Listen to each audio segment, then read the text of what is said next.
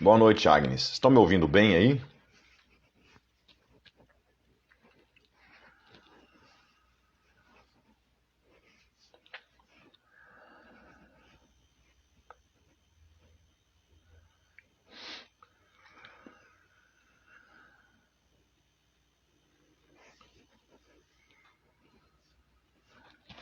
Maravilha. Boa noite, meus queridos. Deixa eu dar um tempinho só pro pessoal ir entrando aí.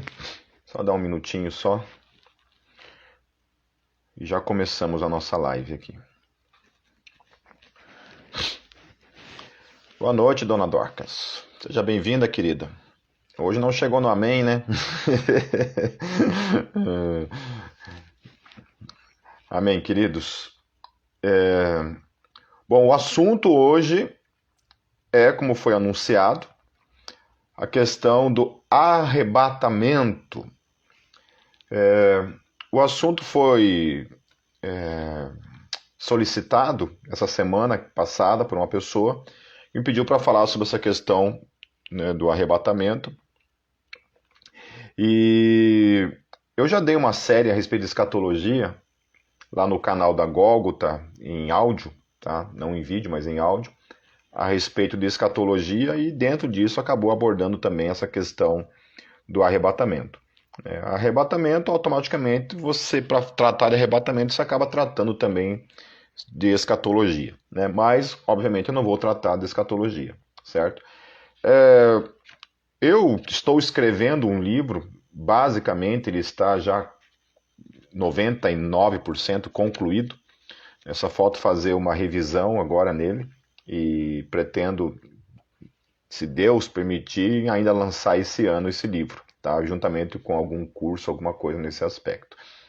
E o assunto desse livro é justamente arrebatamento. Então estou escrevendo esse livro, já quase concluí ele, e é algo realmente assim bem novo nesse aspecto, né? Porque eu vou tratar ali de uma maneira um pouco diferenciada da forma como costumeiramente você acaba vendo nos livros de escatologia, mas vai ser bem interessante. Eu acredito que vai ser uma ótima contribuição para a teologia brasileira, né? E quem sabe seja traduzido em outras línguas e acabe de alguma forma também cooperando com a teologia no nosso tempo, ok? Então é isso, orem por mim para que eu consiga desenrolar esses projetos de livros que estão todos aqui no meu computador e eu preciso realmente concluí-los, né? Eu estou querendo escrever uma trilogia que é a respeito da escatologia, a respeito do inferno e a respeito da imortalidade da alma.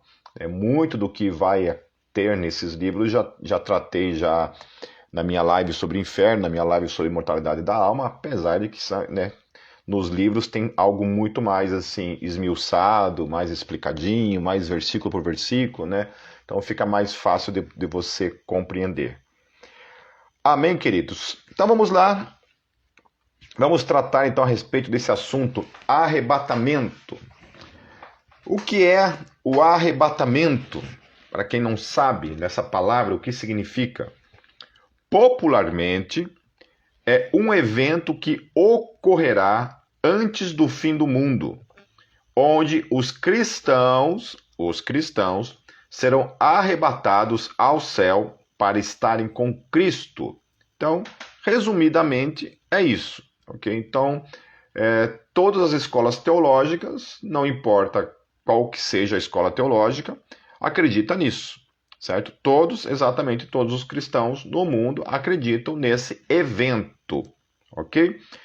Esse arrebatamento será composto tanto dos que estiverem vivos quanto dos santos ressurretos, ok? Apesar de que essa questão aqui que eu tratei, eu vou falar um pouco sobre as escolas aqui para agora, daqui a pouquinho. Daí vocês vão ver também que existe uma certa diferenciação nesse aspecto, ok? Mas o arrebatamento em si se resume nisso, né? Dos que estiverem vivos, melhor assim falando, certo? Quando cristãos que estiverem vivos no mundo todo serão arrebatados para estarem com Deus, né? Para esse encontro com Deus, para estar para sempre com o Senhor. Então, resumidamente é isso, ok? Apesar de que as escolas diferenciam na forma como isso se dá. Então, eu vou tratar aqui a visão bíblica a respeito desses textos, né, que tratam sobre esse assunto. Então, lá, ó, em Mateus 24, 40 a 41 e 1 Tessalonicenses 4, 16 e 17. São os dois textos base que se utiliza para defender, né, mesmo para ensinar acerca dessa questão do arrebatamento, ok? Então, Mateus 24, nos versículos 40 a 41, diz assim: Estando dois no campo, será levado um e deixado o outro. Estando duas moedas no moinho, será levada uma e deixada outra. Ok? 1 Tessalonicenses 4, 16 e 17 diz assim: Porque o mesmo Senhor descerá do céu com alarido e com voz de arcanjo e com a trombeta de Deus. E os que morreram em Cristo ressuscitarão primeiro.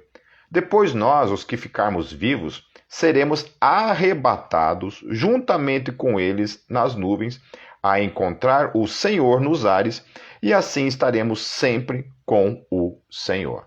Então, esses dois textos, basicamente, são os textos utilizados pelas escolas em relação à defesa do arrebatamento, né? Desse ensino teológico sobre a questão do arrebatamento que ocorrerá. Então, aqui o que o livro, que basicamente está dizendo nos dois textos, é que um será levado e um será deixado.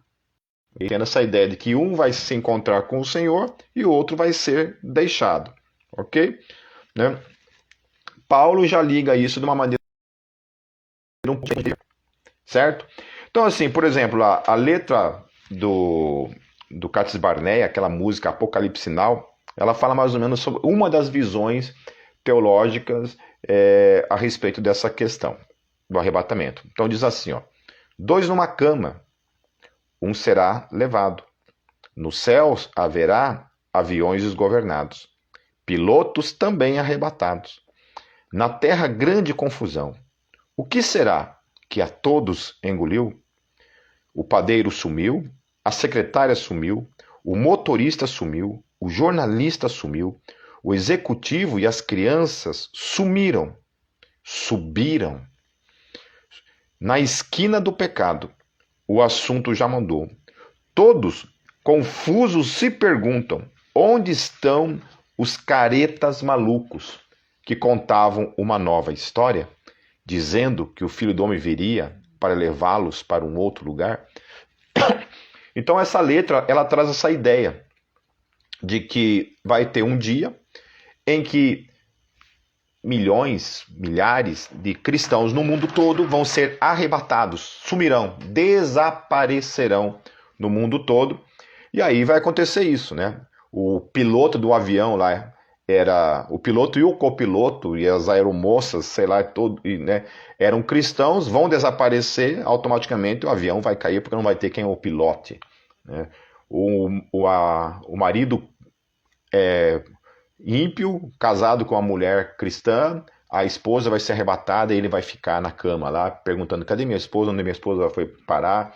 As pessoas vão estar nas ruas andando e de repente, do nada, vão desaparecer milhões de pessoas no mundo, do dia para a noite, vão desaparecer, né? E as pessoas que vão ficar perguntando: meu Deus, o que aconteceu? Onde estão aqueles cristãos, né? Onde que está a igreja? Então, aí, supostamente a igreja inteira vai ser tirada e vai ser deixada aqui na Terra num período, então, né, que cada escola vai defender lá, um período, então, vai ficar o mundo todo sem os cristãos, somente os ímpios nesse mundo, ou aqueles crentes tipo vocês aí que são da Gólgota, tipo esses crentes meia boca assim, né, que escuta rock, que faz tatuagem, que usa piercing, esses crentes vão ficar, né? Agora aqueles que não, que usaram terno e gravata, mulher que não cortou o cabelo, não rapou o sovaco, essas vão subir, certo? Então essa é a ideia mais ou menos, né? Aí o Fernando aqui também citou a questão do filme Deixados para Trás, né, que realmente é um filme que retrata bem uma visão teológica acerca do arrebatamento, de como ele irá acontecer, certo? Então nós temos basicamente assim três formas de enxergar a questão do arrebatamento, certo? Duas formas acreditam no milênio literal, né? Então, no caso, o arrebatamento ele antecede esse milênio literal, né, supostamente descrito na Bíblia, em que Jesus vai voltar e vai implantar um reino milenar na Terra, né? Essa é uma visão. A segunda grande divisão é aqueles que não creem na literalidade do milênio e, portanto, o arrebatamento é literalmente o fim do mundo, né? Aí nós vamos ver até que ponto, de fato, a Bíblia confirma, né, quais dessas escolas realmente a Bíblia vai confirmar como bíblica, certo? Então, assim, tratando então a primeira parte dessas visões, né, entra nessa questão então da escola pós-milenista e da escola amilenista, né? Essas duas escolas, elas não veem o milênio como algo literal, né, certo? O pós-milenismo ele acredita que o milênio virá, né, e vai ser implantado de modo natural pela pregação do evangelho no mundo, enquanto que o amilenismo não. O amilenismo já crê que nós já estamos vivendo, né, o milênio, que nós já reinamos em Cristo. Então, mas isso aí é uma outra questão, não vou entrar aqui, ficar descrevendo a questão do milênio, certo? Então, basicamente, essas duas escolas entendem que o arrebatamento vai ser uma coisa abrupta, né? Vai ser assim, Jesus aparece nos céus, ponto, ressuscita os mortos de modo geral, os que estiverem vivos vão ser revestidos de imortalidade. Então, os mortos cristãos que são revestidos de imortalidade e os que estiverem vivos, que também serão revestidos de imortalidade, subirão e serão arrebatados aos céus para estar com Cristo e acabou, fim, certo? Os ímpios serão lançados no inferno, né? Tanto os ressurretos quanto os que estiverem vivos vão ser lançados no inferno. Existe base bíblica para isso que eu estou afirmando? Vamos ver daqui a pouquinho, certo? Já a outra escola, o outro lado, né? Então nós temos aqueles que não entendem a literalidade do milênio e entendem que o arrebatamento é uma coisa única e acabou, certo? Vai acontecer lá no fim e sem algo a mais. É o fim e eternidade para os santos e eternidade de condenação para os ímpios, certo? Porém, o outro lado, então, tem aqueles que entendem, então, a literalidade do milênio, né? Que, de fato, Jesus virá e implantará o milênio. Então, dentro disso daí, nós temos duas escolas. Tem a escola, que é a escola... Ai, meu Deus, cadê aqui? Pré-milenista histórica e dispensacionalismo clássico, ok? São duas escolas, então, que vão entender a literalidade do milênio e vão enxergar, então, essa questão do arrebatamento de maneira que antecede esse milênio, certo? Então, por exemplo, o pós-tribulacionismo, ou seja, o pré-milenismo histórico, né, que também é chamado de pós-tribulacionista. Então, em suma, os pré-milenistas históricos ou pós-tribulacionistas, como o termo já está falando, pós-tribulacionista, acredita que o arrebatamento e a parousia são uma coisa só, certo? Então, de certa forma, os pré-milenistas históricos, eles concordam com o amilenismo e o pós-milenismo, que o arrebatamento e a parousia é uma única coisa, ponto. O que difere é que, no caso, eles acreditam que depois do arrebatamento ainda vem a questão lá do milênio, certo? Já os outros dois, não. Isso ocorrerá depois da grande tribulação, que é um tempo de 7 anos que antecede o milênio. Então, esses pré-milenistas, né, e os dispensacionistas clássicos também, eles acreditam num período que antecede o milênio, que é um período de 7 anos, né? 3 anos e meio de paz e 3 anos e meio de guerra. Né? E então, os pós-tribulacionistas, por que são chamados de pós-tribulacionistas? Porque eles acreditam que o arrebatamento vai ocorrer depois dos 7 anos. Por isso são chamados de pós-tribulacionistas. Já os dispensacionalistas clássicos pensam o seguinte: eles creem que a segunda vinda de Cristo será dividida em 2 fases. A primeira é o arrebatamento secreto da igreja, onde vão desaparecer lá, onde a música aqui do Cates Barnea descreve, em 2 fases. Então, o primeiro é o arrebatamento secreto da igreja, que ocorrerá antes da grande tribulação. Então, é antes. Então, vai acontecer ou 7 anos antes do milênio, ou 3 anos e meio antes do milênio, certo? Porque a grande tribulação acontece na metade desses 7 anos para frente. E a segunda, que implica na volta visível de Cristo por todo o olho. Então, acontece esse arrebatamento dos santos, daí depois acontece, lá antes do milênio, acontece a parousia e então a ressurreição dos mortos, certo? Então, é assim que eles acreditam. Que mais aqui? Os dispensacionalistas clássicos se dividem entre pré-tribulacionistas ou mesotribulacionistas. O que significa isso, então? Que os pré-tribulacionistas acreditam que vai acontecer antes dos 7 anos. Os mesotribulacionistas acreditam que vai acontecer em 3 anos e meio antes do milênio, certo? Esta é a visão, então, do pré-tribulacionista, certo? Os dispensacionalistas clássicos também, de modo diferente de todas as demais escolas, acreditam que o Espírito Santo neste período de 7 anos será tirado da terra. Então, vocês já ouviram esse tipo de afirmação teológica? Eu já ouvi várias vezes assim falar nesse tipo de coisa, né? Que o Espírito Santo, antes do milênio, será tirado da terra, 7 anos lá, né? Falam que também muitos judeus nesse período vão se converter, né, em que o Espírito Santo vai ser tirado da terra. De que forma vai se converter? Porque se a Bíblia fala que é o Espírito Santo que nos convence, olha, só Deus sabe que cada um se vire para responder em relação a isso, né? Em relação à ressurreição, ambas as escolas também diferem quando isso irá ocorrer. Então, os pré-milenistas históricos acreditam que a primeira ressurreição ocorrerá antes dos 7 anos, né? Então, junto ao arrebatamento. Então, enquanto que os dispensacionalistas clássicos acreditam que ela ocorrerá no final dos 7 anos, quando acontecer a parousia. Ambas, porém, concordam que os ímpios somente ressuscitarão após o milênio. Certo? Então, basicamente, essas são as formas de enxergar, né, essa questão do arrebatamento. Em resumo, basicamente é isso, né? Os amilenistas e pós-milenistas não acreditam né, no milênio que virá pós o arrebatamento ou pós a parousia. Acreditam que a parousia e o arrebatamento é uma coisa só, assim como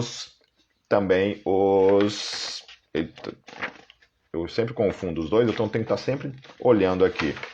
Já os pré-milenistas históricos também acreditam que será um único evento, enquanto os dispensacionalistas histórico acredita que isso antecede 7 anos antes do milênio ou no meio dos 7 anos. Ok? Então tá, vamos lá então para o que a Bíblia de fato fala. Né? Porque uma coisa é aquilo que a gente aprende nos livros, aquilo que muitas vezes é ensinado num púlpito, e você, como um leigo teológico, muitas vezes você simplesmente escuta aquilo sendo ensinado, você não tem ferramentas de exegese e hermenêutica, né? E não entende de fato assim como se dá a hermenêutica do pastor que está ali pregando para você. Se é que aquele pastor que está pregando para você sabe alguma coisa de hermenêutica, porque muitas vezes nem sabe. E me desculpa estar falando isso, porque a maioria dos pastores pentecostais não sabem fazer nem exegese e nem hermenêutica. Recentemente, os pastores por exemplo, da Assembleia de Deus, tem feito seminário teológico, então tem aprendido essa questão da exegese e da hermenêutica. Então tem muito teólogo hoje aprendendo essa questão. Mas muitas igrejas pentecostais por aí, infelizmente, muitas delas, os pastores não sabem fazer nem exegese, né, e nem hermenêutica.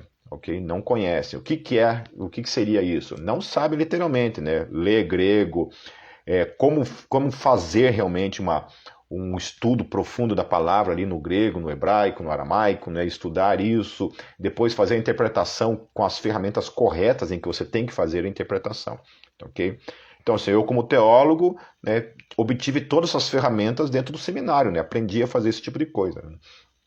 Então, você precisa realmente aprender, né? Então, por isso que eu sempre indico que todos devem fazer um seminário, pelo menos para aprender essa coisa básica da exegese e da hermenêutica. Porque nas questões demais teológicas, a respeito de teologia sistemática, você pode comprar livros de teologia sistemática e aprender depois em casa, lendo em casa, né? Compra lá um bom comentário bíblico, né? Como o do Champlin, por exemplo, lá que é Antigo e Novo Testamento, né? Você pode... Só tendo esses em casa você aprende muita coisa, mas é imprescindível que todo cristão saiba fazer, sabe, exegese e hermenêutica, né? Aprenda essas duas artes de estudo bíblico, ok? Então, assim, olhando para os textos, então tá lá, né? Mateus 24, 27 a 31. Também o mesmo texto, né, o sinótico, no caso, vai aparecer nos outros evangelhos o mesmo texto, né? Aparece lá em Marcos 13, 23 a 27 e aparece em Lucas 21, 25 a 28. Diz assim o texto lá em Mateus 27 a 31.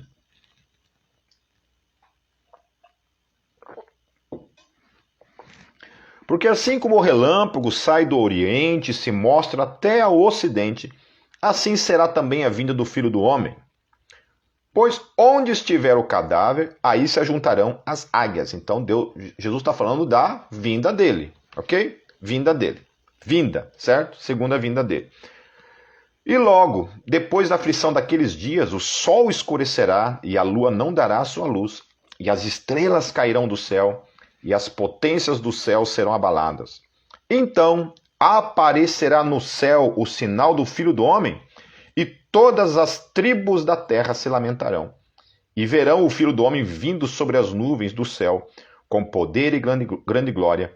E ele enviará os seus anjos com rigor, com rijo clamor de trombeta.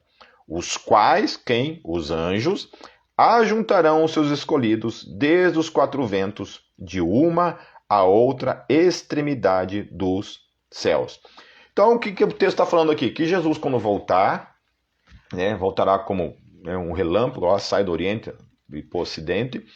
Ele vai aparecer e com os anjos dele vai juntar os escolhidos dele, certo? Então aqui está propondo, provavelmente, né, a questão de ressurreição, né, ressurreição geral, porque se são os escolhidos, ele vai juntar para ele, os anjos vão juntar para ele, né, já é uma outra proposta. Então seria realmente aqueles que já estão ressurretos.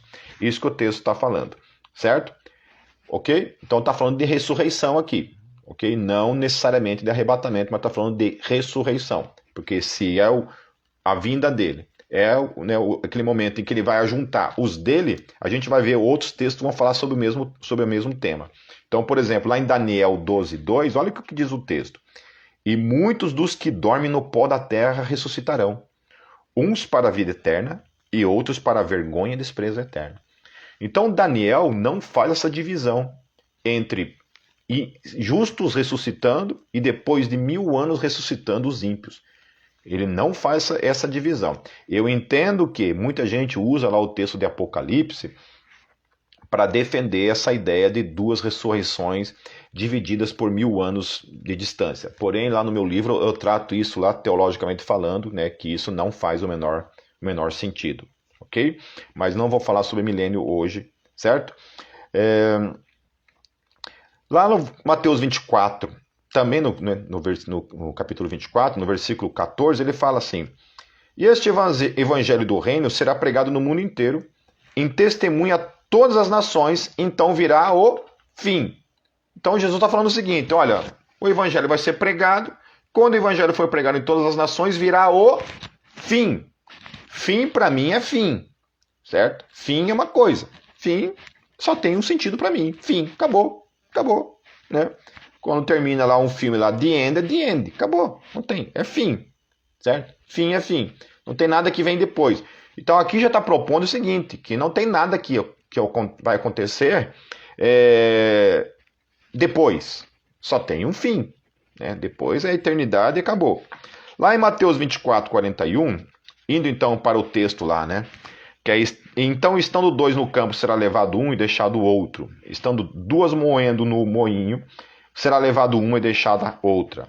Então lá, Mateus 27, 37 e 41. Vamos tratar o texto. Pois como foi dito nos dias de Noé, assim será também a vinda do Filho do Homem. Porquanto, assim como nos dias de Noé, nos dias anteriores do dilúvio, comiam, bebiam, casavam e davam-se em casamento, até o dia em que Noé entrou na arca, não perceberam, até que veio o dilúvio e os levou a todos. E aí olha só o que Jesus está falando. Está falando a respeito do dilúvio, certo? Dilúvio foi o que foi o dilúvio? Foi um juízo da parte de Deus sobre o mundo, né?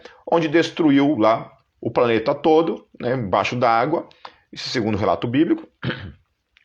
E sobreviveram somente aqueles que estavam dentro da arca. Mas foi juízo, certo? E aqui, ó, olha o que Jesus vai falar aqui, ó. Assim será também a vinda do Filho do Homem. Ou seja, nós estamos falando sobre arrebatamento, sobre parousia, certo? Umas escolas acreditam que o arrebatamento e a parousia é uma coisa só. Outra escola acredita que vai anteceder 7 anos antes, outro 3 anos e meio antes, ok? Mas continuando. Assim será também a vinda do Filho do Homem. Daí ele vai falar, então, estando dois no campo, será levado um e deixado o outro. Estando duas mulheres a trabalhar no moinho, será levado uma e deixada a outra. Olha, veja só, Jesus acabou de falar o seguinte, comparou a vinda dele com o dilúvio. O que foi o dilúvio? Juízo. E agora ele está falando o seguinte, que a vinda dele, o que vai acontecer na vinda dele? Um será tirado e o outro deixado, certo? Um será levado e o outro deixado. E aí lá em 1 Coríntios, capítulo 15, versos 52 a 53.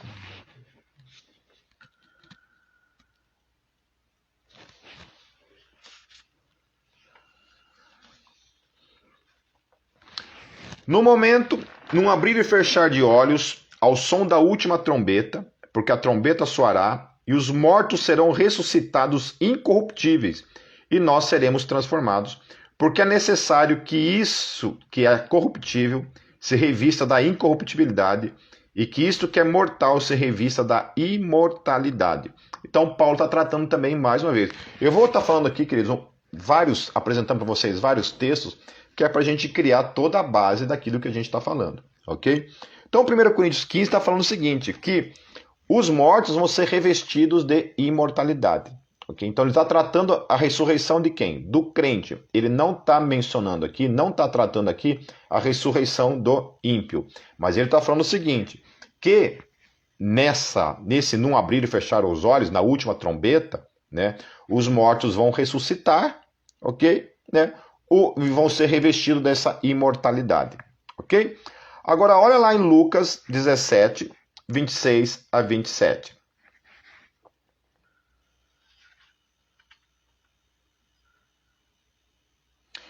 Não, desculpa, queridos.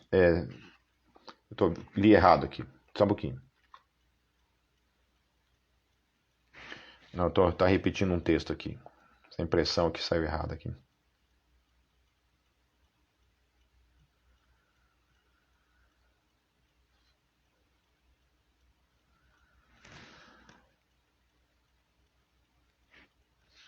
Desculpa, queridos, a impressão aqui saiu um texto a mais aqui que não era para ter visto. Então, voltando lá para Mateus, queridos, no capítulo 24, 36 a 51 lá, né?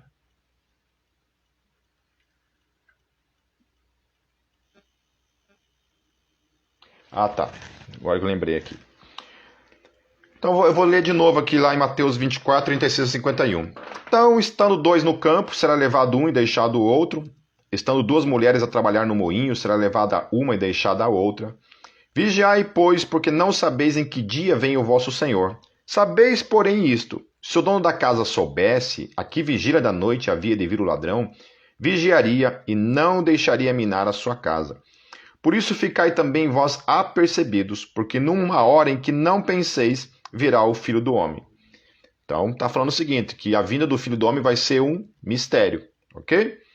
Ninguém sabe a hora, ninguém sabe o dia, tem que estar preparado para esse dia. Quem é, pois, o servo fiel e prudente que o Senhor pôs sobre os seus serviçais para a tempo dar-lhes o sustento? Bem-aventurado aquele servo a quem o seu Senhor, quando vier, achar assim fazendo. Em verdade vos digo que o porá sobre todos os seus bens. Mas se aquele outro, o mau servo, disser no seu coração: meu senhor tarda em vir, e começar a espancar os seus conservos e a comer e beber com os ébrios, virá o senhor daquele servo num dia que não o espera, e numa hora de que não sabe, e cortá-lo-á pelo meio, lhe dará a sua parte com os hipócritas. Ali haverá choro e ranger de dentes. Então Jesus está ligando essa questão da vinda dele com essa questão do choro e ranger de dentes. Essa parte aqui no texto é muito importante a gente entender. Jesus estava falando lá, dois vão estar no campo, um será tirado, né, e um será deixado, ok? É isso que ele está falando, né? Um vai ser levado, outro vai ser deixado. Então, essa ideia, então, de que, né, 7 anos antes do milênio, né, uns serão levados, um vai ser deixado durante 7 anos, ou na metade lá, uns serão tirados, e mas durante 3 anos e meio, os outros serão deixados. Mas essa parte aqui que Jesus fala, então, que os que forem deixados, ali haverá choro e ranger de dentes. Então, olha só, o texto está complementando que o arrebatamento será no dia do juízo, na parousia. É nesse sentido que o texto afirma que um será tirado e outro deixado. Vocês se lembram que Jesus havia dito que enviaria os seus anjos para pegar os seus eleitos? Ok? Certo? Pois bem, é disso que o texto está falando. Que no dia da parousia, Jesus enviará os seus anjos para buscar os seus eleitos. Os eleitos, aqueles que vigiaram e permaneceram na fé, serão tirados, enquanto que os ímpios e aqueles que rejeitaram o Filho serão deixados. Em seguida, esses que o rejeitaram receberão juízo da parte de Deus, assim como foi no dilúvio, assim como foi com Sodoma e Gomorra. O texto diz que haverá choro e ranger de dentes.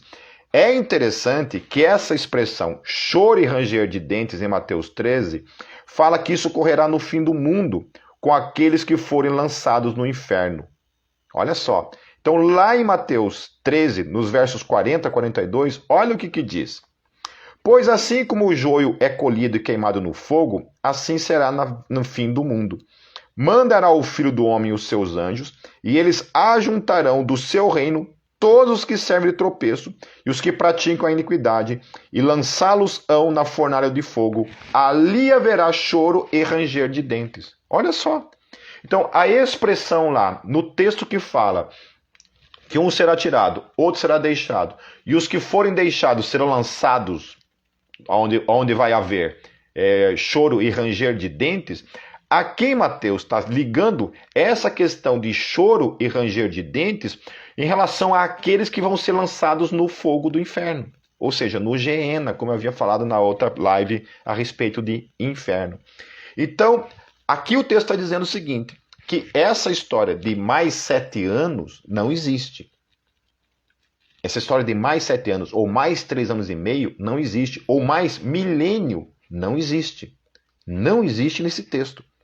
Okay? Choro e ranger de dentes tem um único sentido nas Escrituras Sagradas. Choro e ranger de dentes significa juízo eterno. Significa fogo eterno. Significa Geena, ou inferno. Certo? Então, logo, choro e ranger de dentes estão ligados ao dia do juízo e não a um suposto tempo de 1000 anos ou 7 anos em que pessoas seriam deixadas para fora dos muros de Jerusalém, como essas teologias tentam ensinar, em que Cristo vai estar sentado num trono, por exemplo, reinando. Esse texto também refuta a ideia de um suposto arrebatamento secreto, onde crentes irão desaparecer, mas os ímpios e alguns judeus permanecerão na terra por 7 anos, antes de um suposto milênio literal. O texto é claro que o choro e ranger de dentes ocorre justamente diante do juízo que estes estão recebendo. Olha só que interessante. O arrebatamento será o fim do mundo, ou no fim do mundo. Será o encontro dos santos com Jesus nos ares, enquanto que aqueles que foram deixados, os ímpios, serão lançados no lago de fogo, aonde vai haver choro e ranger de dentes, que é lá o que Mateus 13 fala. A grande tribulação, a qual os pré-milenistas se referem, que irá ocorrer pós-parousia, elimina totalmente a ideia de um juízo, como Jesus descreve em se comparando ao dilúvio, a Sodoma e Gomorra, e ao choro e ranger de dentes. Os pré-milenistas afirmam que o choro e ranger de dentes só ocorrerá depois do milênio, que ocorrerá após o arrebatamento, o que contraria o que o próprio texto descreve claramente. Amém? Então, arrebatamento é uma única coisa: parousia, juízo final. O arrebatamento nada mais é do que esse encontro dos ressurretos e dos que estiverem vivos, segundo aquele texto lá de 1 Coríntios que a gente leu, certo? Vão ressuscitar os mortos, os que estiverem vivos vão ser revestidos de imortalidade, e ambos vão se encontrar o Senhor nos ares. E os que forem deixados, então vão haver dois, um será levado, um será deixado. O que vai acontecer com esse que vai ser deixado? Vai ser lançado no Geena, segundo Mateus 13, 40 a 42. Choro e ranger de dentes. Continuando no texto de Mateus 13, olha só para você ter uma ideia. Tem mais detalhes que reforçam a ideia de que a parousia será dia de juízo final, ou o arrebatamento será no dia do juízo final. Diz assim, a partir do versículo 43.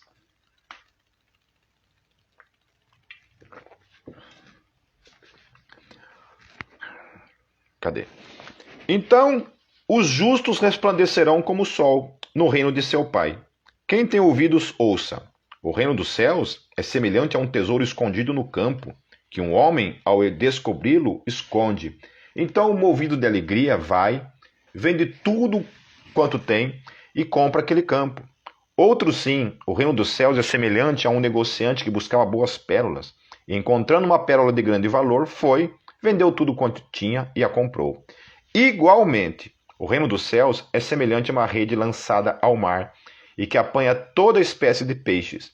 E quando cheia, puxaram-na para a praia, e sentando-se, puseram os bons em cestos, os ruins, porém, lançaram fora. Assim será no fim do mundo. Sairão os anjos e separarão os maus entre os justos e lançá-los-ão na fornalha de fogo. Ali haverá choro e ranger de dentes. Olha só que coisa interessante, né? O que Jesus está falando aqui? Que o fim do mundo vai ser com uma rede lançada ali, ó, pum, lançou a rede, recolheu a rede. Nessa rede vai ter os peixes bons e os peixes maus, certo? O que você faz com os peixes bons? Coloca lá no cesto de peixes bons. Os peixes maus são lançados no fogo. Fogo. Fim do mundo. Assim será no fim do mundo. Fim do mundo. Certo? Então Jesus diz que assim será no fim do mundo. Os anjos irão separar os justos dos ímpios e esses serão lançados no fogo do inferno. Tem como um texto ser mais explícito do que isso? Não. Então, assim será no fim do mundo. Ou seja, não há nada mais para ocorrer na história deste mundo. Jesus está dizendo que é o dia do fim e não um quase fim, que ainda perduraria por 1000 anos, certo? E só depois desses 1000 anos viria um fim absoluto. O texto diz que os anjos irão separar os maus dentre os justos. Olha só que coisa interessante. Porque qual é a ideia da parousia? Quando a gente fala de parousia, né? Que nem no caso lá, os pré-milenistas históricos, eles pregam essa questão de que a parousia, né, e o arrebatamento são uma coisa só e antecede o milênio, né? Mas todo o texto que propõe a questão da parousia sempre envolve os anjos. E para que vai envolver anjo? Né? Então, os anjos estão aqui, ó, trazer o quê? Juízo. Está aqui o texto dizendo que é para trazer o juízo. Né? E é para lançar onde? No fogo. E o fogo aqui é Geena. E Geena significa o quê? Inferno. Então, como é que é isso? Jesus vai implantar um reino milenar na terra e os ímpios vão ser lançados no inferno? Isso. O juízo vai ser ali antes do milênio, depois do milênio vai ter um outro juízo de novo. Não tem sentido. Certo? Cadê? Vamos lá, porque senão não vai dar tempo, meus queridos. Um outro texto, lá em Mateus 25, 1 a 13.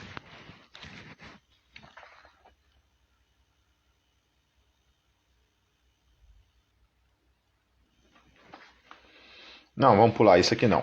Não vai dar tempo também.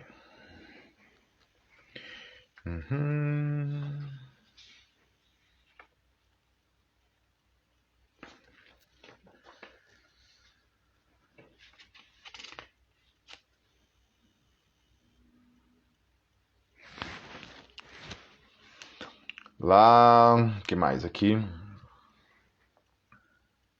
Lá em Mateus 25, 31, 46.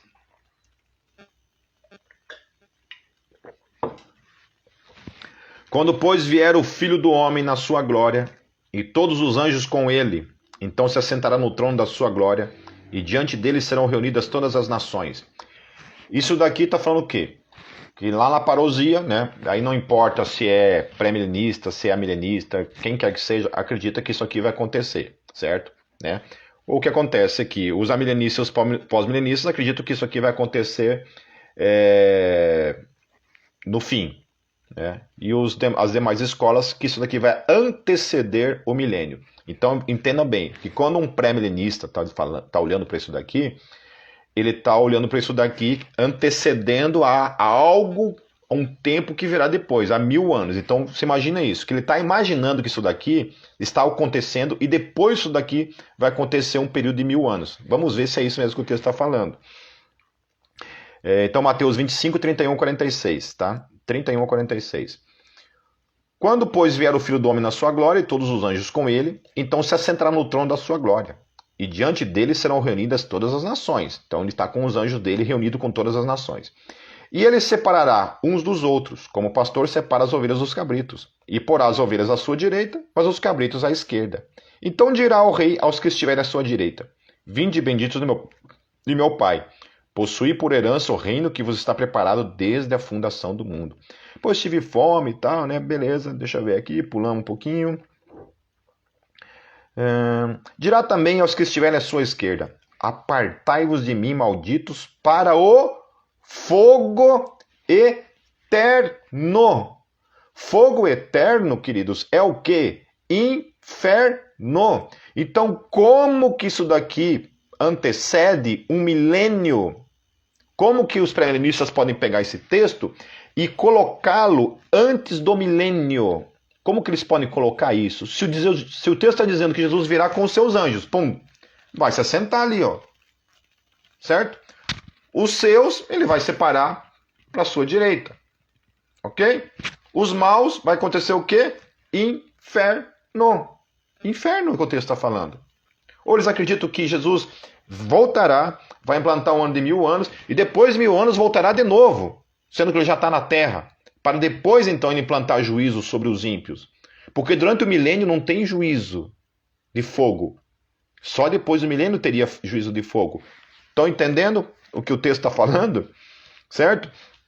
Então lá, apartai-vos de mim, malditos, para o fogo eterno, destinado ao diabo e aos seus anjos. Daí vai falar, pô, tive fome e tal, né? E tudo mais, certo? Então, ó, irão esses para o suplício eterno, porém os justos para a vida eterna. Ponto. Entendeu? Aonde que está o arrebatamento aqui? Onde que está o arrebatamento? No encontro com Jesus nos ares. Ponto. Certo?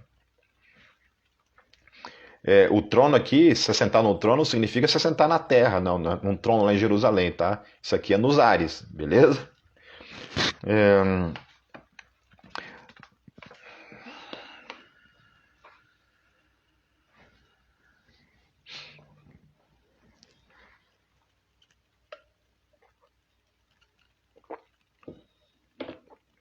Para você ter uma ideia, lá em Apocalipse 7,17, né, tem um texto bem interessante, né?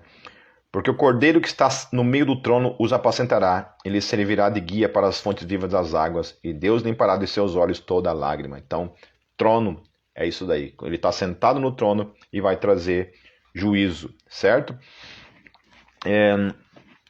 Já... Nossa, é tanto texto aqui, querido. Eu achei que ia dar tempo, é muita coisa, tá? Isso aqui é, como eu falei, lá na minha série eu preguei, acho que foram 19 pregações sobre escatologia, então imagina, não tem como falar isso aqui em uma hora, né? E não quero também ficar falando sobre escatologia em si, apesar de que o tema puxa, né, para essa questão da parousia, né? Um outro texto aqui, ó. Cadê? Aqui, ó. Mateus 13, 24 a 30. Outro texto também falando sobre essa questão de parousia, arrebatamento e juízo numa coisa só, num evento único. Mateus 13, 24 a 30. Propôs-lhe outra parábola, dizendo: O reino dos céus é semelhante ao homem que semeou boa semente no seu campo. Mas enquanto os homens dormiam, veio o inimigo dele, semeou joio no meio do trigo e retirou-se. Quando, porém, a erva cresceu e começou a espigar, então apareceu também o joio. Chegaram, pois, os servos do proprietário e disseram-lhe: Senhor, não semeaste no teu campo boa semente? Donde, pois, vem o joio? Respondeu-lhes: Algum inimigo é quem fez isso. E os servos lhe disseram: Queres, pois, que vamos arrancá-lo? Ele, porém, disse: Não, para que ao colher o joio não arranqueis com ele também o trigo. Deixai crescer ambos juntos até a ceifa, e por ocasião da ceifa direi aos ceifeiros: Ajuntai primeiro o joio e atai-o em molhos para o queimar. O trigo, porém, recolhei-o no meu celeiro. Olha só que coisa interessante, né? Daí lá em Mateus 13 também, ele vai explicar o que é essa parábola. Então Jesus, deixando as multidões, entrou em casa e chegaram-se a ele os seus discípulos, dizendo: Explica-nos a parábola do joio do campo. E ele respondendo disse: O que semeia a boa semente é o filho do homem. O campo é o mundo. A boa semente são os filhos do reino. O joio são os filhos do maligno. O inimigo que o semeou é o diabo. A ceifa é o fim do mundo. E os celeiros são os anjos. Os celeiros são os anjos. Pois assim como o joio é colhido e queimado no fogo, assim será no fim do mundo. Mandará o Filho do Homem os seus anjos, e eles ajuntarão do seu reino todos os que servem de tropeço e os que praticam a iniquidade, e lançá-los-ão na fornalha de fogo. Ali haverá choro e ranger de dentes. E, novamente, ali haverá choro e ranger de dentes. Então os justos resplandecerão como o sol no seu reino de seu Pai.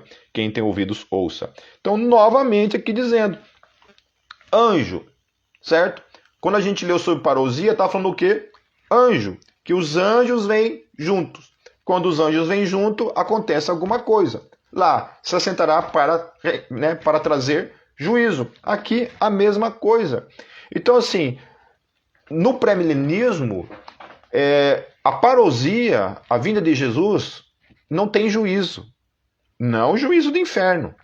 O juízo do inferno só vai acontecer lá depois de 1000 anos, quando acontecer a segunda ressurreição, que é a ressurreição dos ímpios, que ela não acontece na primeira ressurreição, acontece só na segunda ressurreição.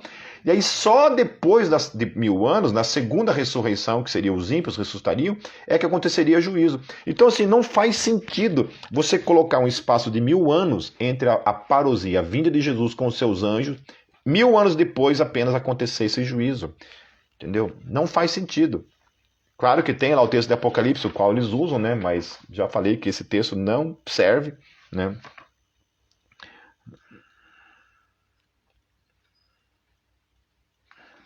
Cadê o que mais aqui?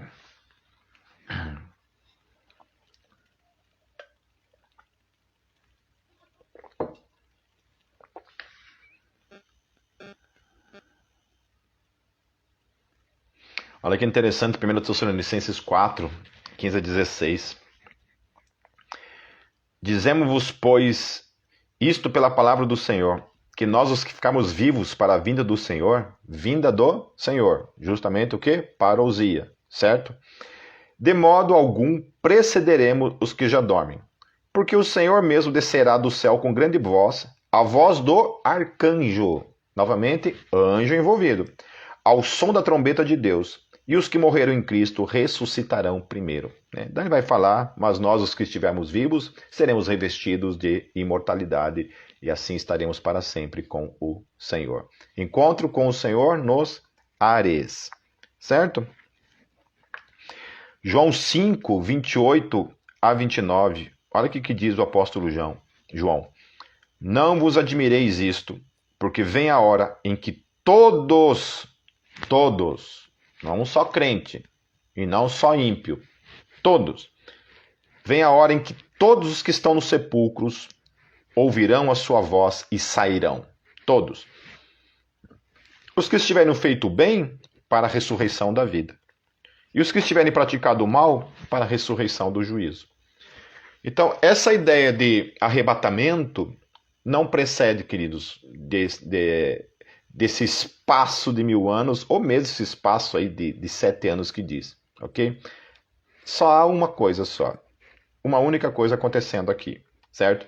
Uma única ressurreição. Essa história de que os justos vão ressuscitar ali, antes do milênio, né? Serão revestidos de imortalidade e vão ficar mil anos aqui na Terra. E só depois de 1000 anos, segundo eles estão olhando esse texto aqui, só depois de 1000 anos os ímpios vão ressuscitar, né? E aí vão receber o juízo só depois de 1000 anos. Apóstolo João. Certo?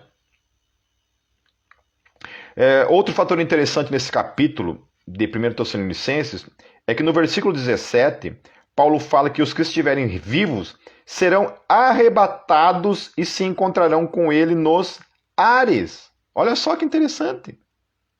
Olha só que interessante.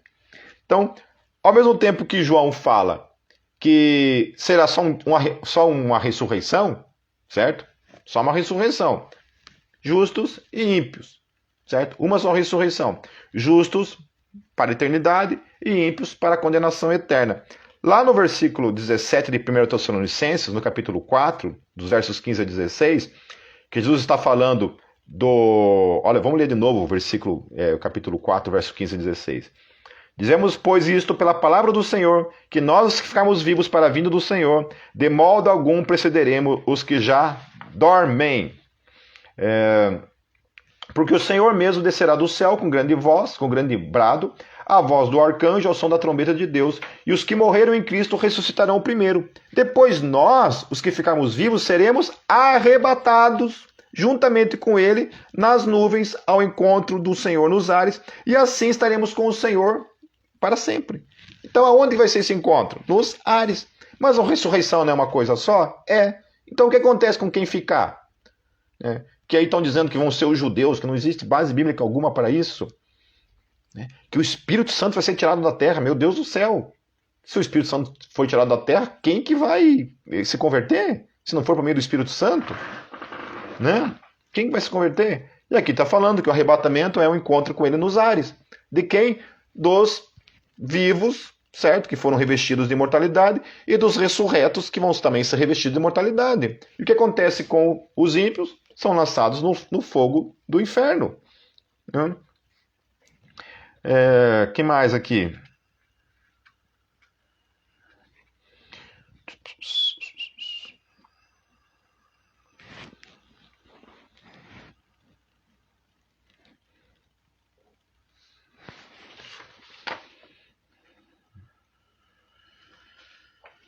Mas eu acho que é isso, meus queridos. Basicamente, depois vai ser mais um monte de texto somente confirmando tudo isso aqui. Ok? Certo? Então, esses dois textos aí que supostamente falam de arrebatamento, fala de arrebatamento, mas dentro de uma única perspectiva. O primeiro texto lá, trabalhando a questão de dilúvio, né? Um outro contexto ele vai trabalhar a questão de Sodoma e Gomorra, né? Comparando os dois como juízo. Juízo, certo? Sodoma e Gomorra foi o quê? Juízo. Dilúvio foi o quê? Juízo. certo? Os dois estão falando de juízo. Depois o texto de Paulo vai ligar isso ao quê? A ressurreição dos justos e ao arrebatamento, né, dos que estiverem vivos, ambos, no encontro nos ares. Quem estiver vai ser lançado no inferno, juízo sobre eles. Daniel, João, né, o apóstolo João, lá, os evangelhos de João, vai falar sobre a ressurreição de todos. Não vai haver diferenciação nessa ressurreição. Amém, queridos? Mas lá no meu livro, se Deus quiser, esse ano será lançado, isso está bem esmiuçado, bem explicadinho ali, ó, todos os contextos, e depois vocês vão poder, se Deus quiser, adquirir, né? Ajudem aí, certo? Nessas publicações aí, em nome de Jesus, e orem por mim. Alguma pergunta, alguma coisa que ficou em dúvida aí, que vocês quiserem tratar, me perguntar?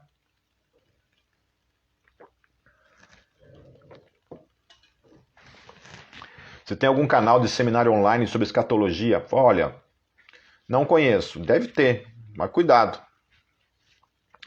O que eu te indico é você ir lá ouvir minhas pregações lá sobre escatologia. Ouça-as, apesar de que elas são bem resumidas, né? Mas são ou 17 ou 19 pregações, eu não me lembro. Tá? Mais alguma questão aí?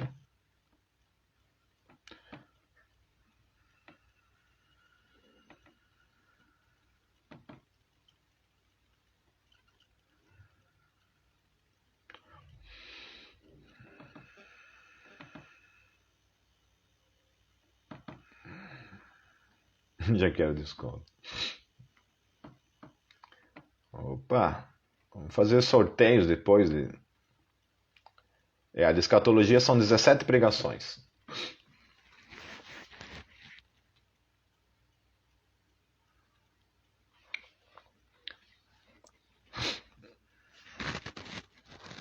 Depois dos 1000 anos, o diabo sairá para enganar as nações. Como isso?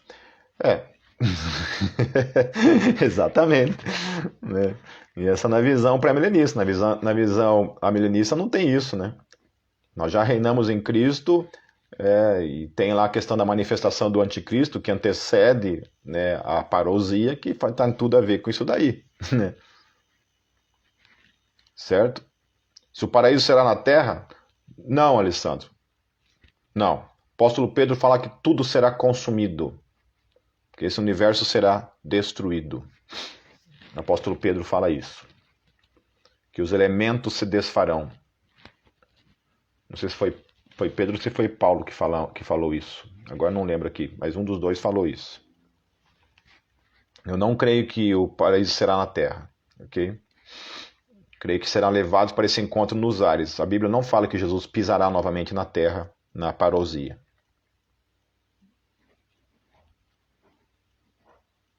Gilmar Mendes.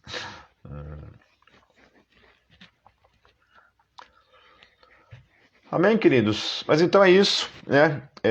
Como eu falei, é tanta coisa aqui que a gente acaba até meio, né, complicado a gente elaborar toda uma argumentação assim em tão pouco tempo, né? Porque é muita coisa. Apóstolo Pedro, então é isso, só foi o apóstolo Pedro mesmo. Né? E o apóstolo Paulo também fala um pouco sobre isso, né? E outros textos vão falar sobre isso também, né? Que a terra vai ser destruída, né? Tudo vai ser destruído. Certo? Os seres humanos os ímpios vão ser lançados no inferno e a igreja vai estar para sempre com o Senhor, na Nova Jerusalém, nos novos céus e na nova terra. Há teólogos que defendem essa questão da restauração da terra, né? Eu não acredito nisso, não vejo base bíblica alguma para isso, nem sentido para isso. Amém, queridos?